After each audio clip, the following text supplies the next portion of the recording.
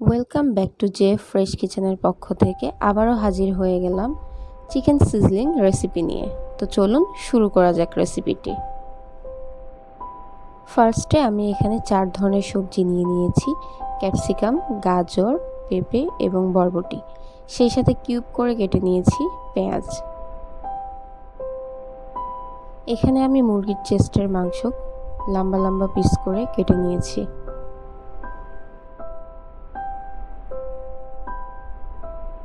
সেই সাথে নিয়ে নিয়েছি আদা রসুন কুচি এবং কাঁচামরিচ। এখানে দুটো বাটিতে, একটিতে আমি কর্নফ্লাওয়ার গুলে নিয়েছি, অন্যটিতে সয়া সস এবং টমেটো সস দুইটা মিক্সড করে নিয়েছি।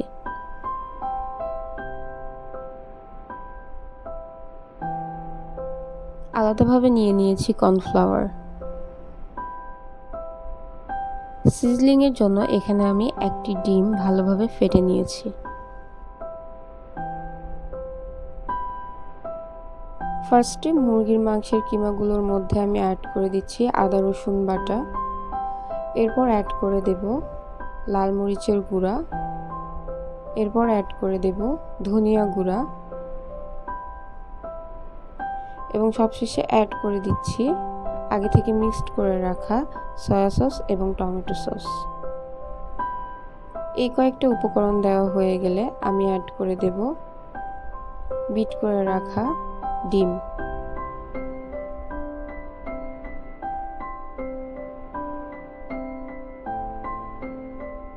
এরপর সবগুলো উপাদান একসাথে ভালোভাবে হাত দিয়ে মিশিয়ে নিচ্ছি।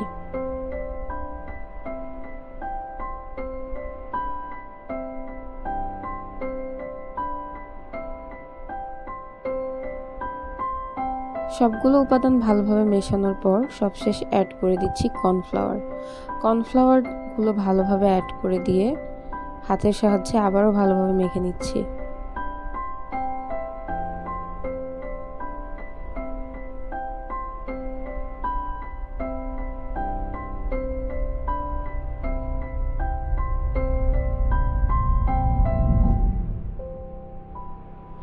এরপর কিমাগুলো ভাজার জন্য প্যানে আমি প্রথমে কিছুটা তেল নিয়েছি। এরপর একটা একটা করে কিমাগুলো ভালোভাবে প্যানের মধ্যে দিয়ে দেব।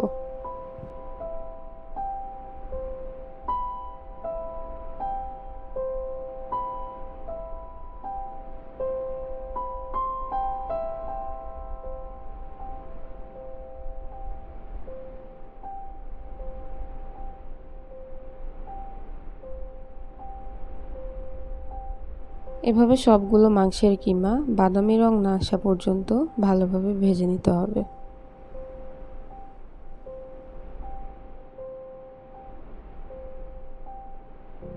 চিকেনগুলো মোটামুটি ভাজা হয়ে গিয়েছে, এখন আমি এগুলো তুলে ফেলবো।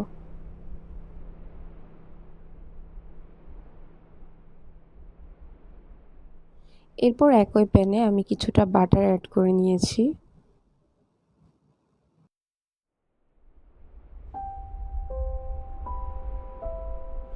বাটার অ্যাড করা হয়ে গেলে এর মধ্যে আমি আস্তে আস্তে দিয়ে দিচ্ছি আদা রসুন কুচি এবং মরিচ।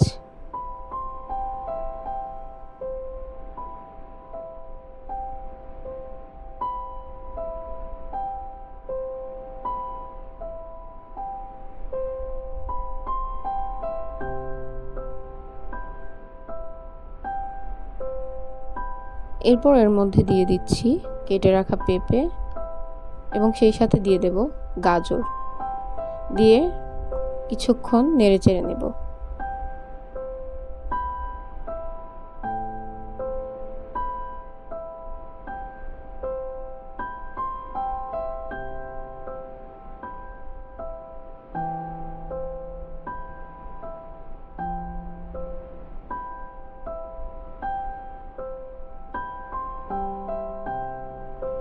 এরপর এখানে অ্যাড করে দিয়েছি কেটে রাখা বরবটিগুলো, দিয়ে আবারও খুব সুন্দর করে ভালোভাবে নেড়েচেড়ে নেব।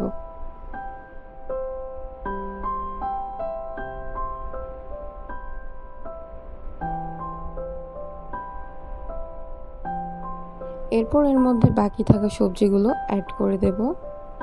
দিয়ে আবারও খুব সুন্দর করে ভালোভাবে নেড়ে চেড়ে নেব।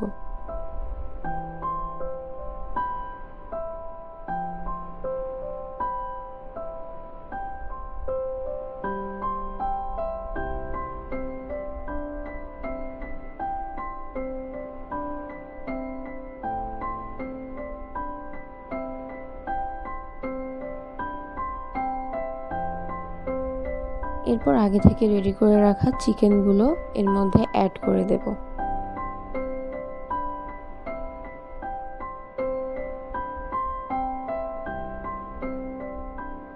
চিকেন অ্যাড করার পর এর মধ্যে আগে থেকে রেডি করে রাখা সয়া সস এবং টমেটো সসের মিশ্রণটা অ্যাড করে দিচ্ছি।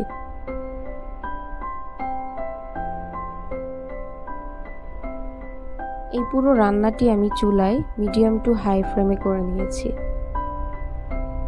সব কিছু ভালোভাবে মেশানোর পর সবশেষে অ্যাড করে দিচ্ছি গুলিয়ে রাখা কর্নফ্লাওয়ারগুলো, দিয়ে আবারও বেশ কিছুক্ষণ ধরে রান্না করে নেব।